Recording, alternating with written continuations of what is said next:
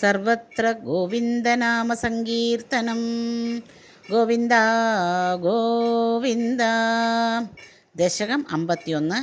അഘാസുരവധവും വനഭോജനവും. കഥാചന വ്രജശിശുഭിസമം ഭവാൻ വനാശനെ വിഹിതമധിപ്രഗേതരാം സമാവൃതോ ബഹുധരവത്സമണ്ഡലൈഃ സതേ മനൈർനിരഗമദീശജേമനൈഃ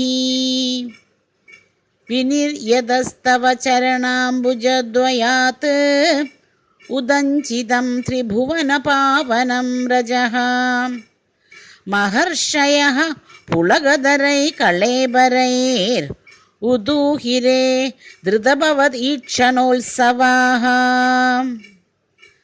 പ്രചാരയത്യവിരളശാദ്വലേ തലേ പശൂൻ വിഭോ ഭവതി സമം കുമാരകൈഃ അഘാസുരോ നരുണത് അഘായവർത്തനീ ഭയാനക സപതി ശയാനകാകൃതിഃ മഹാചലപ്രതിമ തനോർഗുഹാനിഭപ്രസാരിത പ്രതിതമുഖസ്യ കാനനെ മുഖോദരം വിഹരണകൗതുകാദ്ഗതാഃ കുമാരകാഃ കിമപി വിദൂരകേ ത്വയി പ്രമാദതഃ പ്രവിശതി പന്നഗോദരം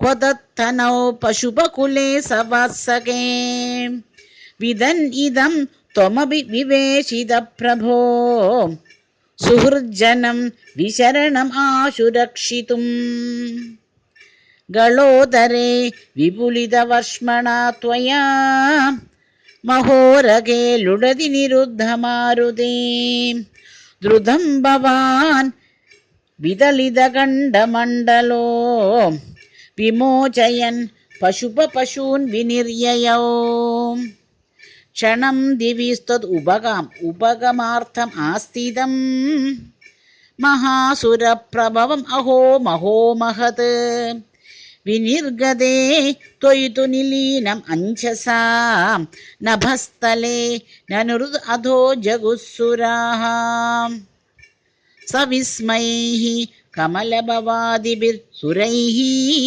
അനുദ്രുതസ്തദനുഗതഃ കുമാരകൈഃ ദിനേ പുനസ്തരുണദശാം ഉപേയുഷീ സ്വഗൈർഭവാൻ അതനുദഭോജനോത്സവം വിഷാണികാം അപി മുരളീം നിതംബകേ നിവേശയൻ കളഭധരക്കരാംബുജേ പ്രഹാസയൻ കളവചനൈ കുമാരകാൻ ബുഭോചിത ത്രിദശഗണൈർമുദാനുതഃ ശുഖാസനം ത്വിഹ ഇവ ഗോപമണ്ഡലേ മഹാശനാദ് പ്രിയമിവ ദേവമണ്ഡലേ ഇതി സ്തുത ത്രിദശവരൈർജഗത്പതേ മരുത്പുരീ നിലയ ഗദാത് പ്രപാഹി മാം. സർവത്ര ഗോവിന്ദനാമസങ്കീർത്തനം. ഗോവിന്ദ ഗോവിന്ദ.